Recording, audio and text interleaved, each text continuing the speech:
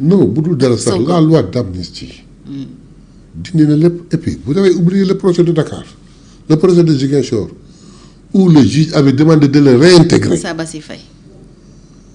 Ousmane n'a jamais eu de problème d'éligibilité. mais soit ma wax fii tey parce que wax ji bare na nee nañu cette proposition là dañ ko def pour que Ousmane soit éligible ma wax leen ni leen ce n'est pas ça mais si man Mayabé député de Pastef j'étais convaincu wala ma am doute sur l'éligibilité de Ousmane Sonko, c'est moi qui allais prôner, c'est moi qui allais proposer à ce qu'on crée une loi qui permettra à Ousmane Sonko d'être candidat.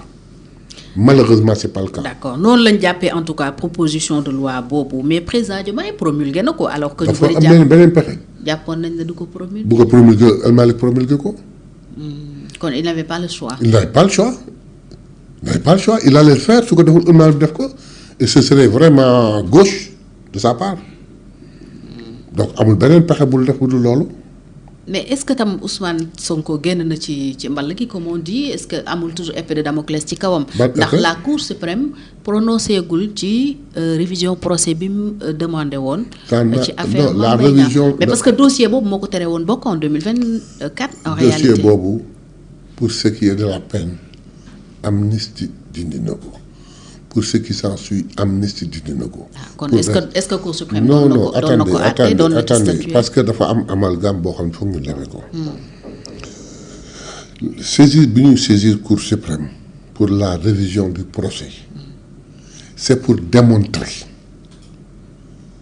exactement combine ak magouille bi amoon pour l'empêcher d'être candidat que li mu tegu yëpp dara du ci dëkk ay fen la. si jamais ñu joxe une décision qui lui est défavorable lan mooy xew. non attends dara du xew mooy il y aura pas de révision. du dellu à la case de départ. non te d'ailleurs Cour suprême mënul weddi boppam parce que avant mbir bi ak Cour suprême bi mu jógee ci ministre de la justice une commission te commission bi c'est composé des kàngam de la justice. du ministère. non déedéet les kàngam ministère benn nit la ci am. kàngamu justice ba ci waa Cour suprême ñu woon ci commission bi. waaw l'avocat général était favorable. waaw ñoom ñoo ko jàngat ba ni c'est favorable wëy ñu soog a saisir Cour suprême donc Cour suprême. recevable. Cour suprême mais c'est la Cour qui décide. mais du weddi boppam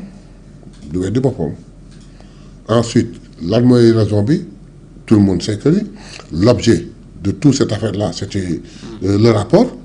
kan moo mën a douter léegi ne rapport am na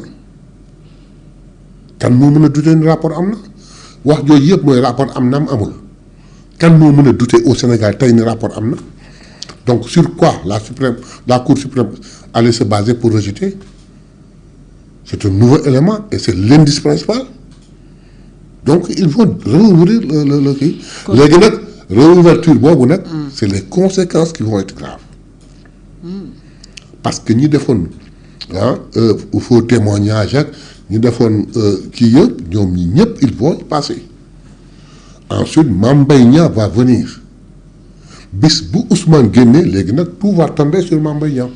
Mame Mbaye Niang mi ngi koy topp d'ailleurs ci affaire kër gi. ak lim ci wax.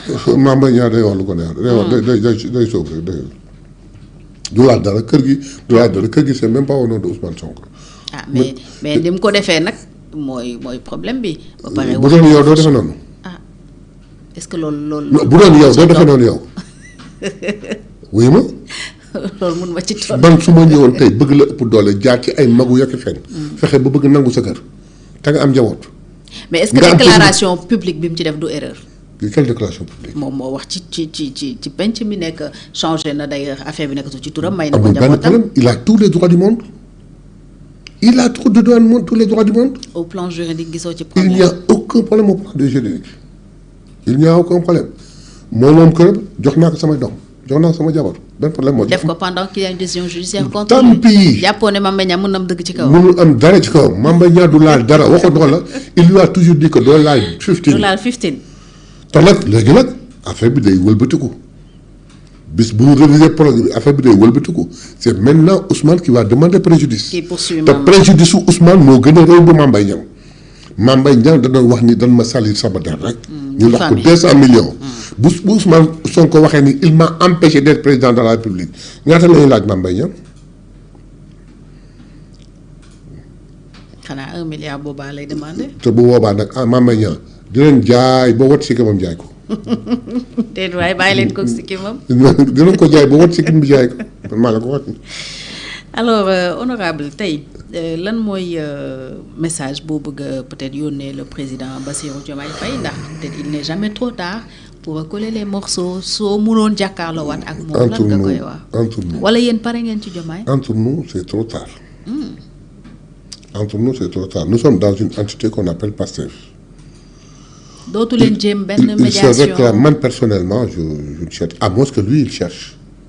par mois à ce que je fasse là qu'il me le demande je le ferai mais pour man ma jóg di defaat médiation non je ne le ferai plus j'ai fait tout ce que j'ai pu. parce qu'à entendre Ousmane Sonko démb bon dafa mel ni peut-être c'est pas encore fini on peut toujours sauver les meubles. mais justement mais je veux dire que man personnellement.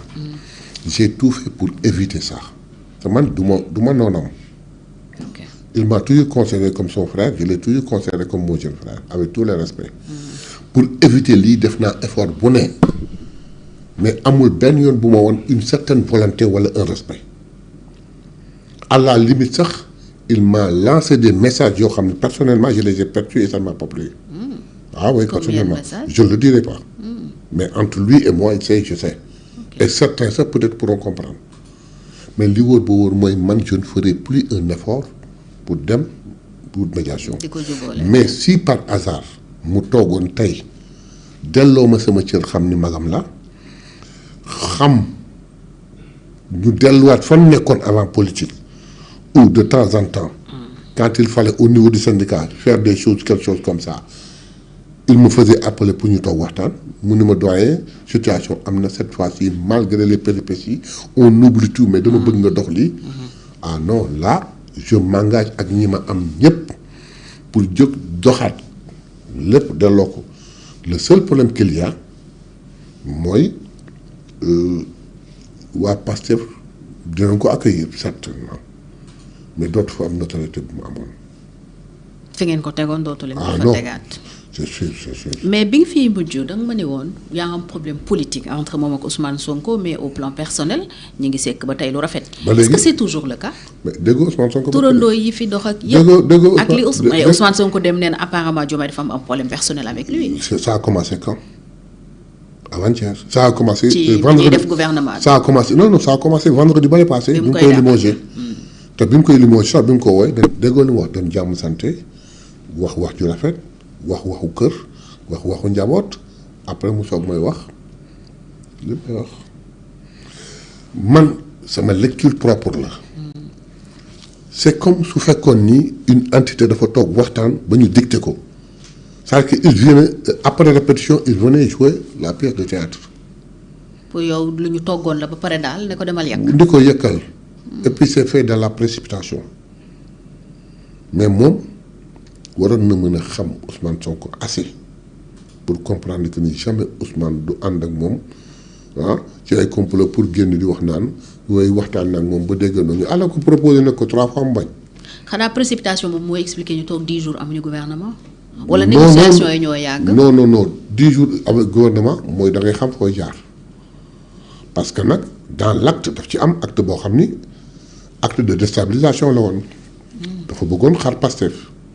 mooy démantèlement bi. mooy di woo njaboot gi bàyyi seen borom kër bàyyi paa bi di woo ab sucette yi di ko woon xale yi pour xale yi ñëw mooy quand je te donne le poste de ministre là quand je te les gens lui disaient oui d'accord y a pas de problème. mais jaaral ci biir kër gi jaaral ci borom kër gi donc yooyu acte yooyu. bi mu demee ba xam ni mënul ne ensuite ñu def communiqué.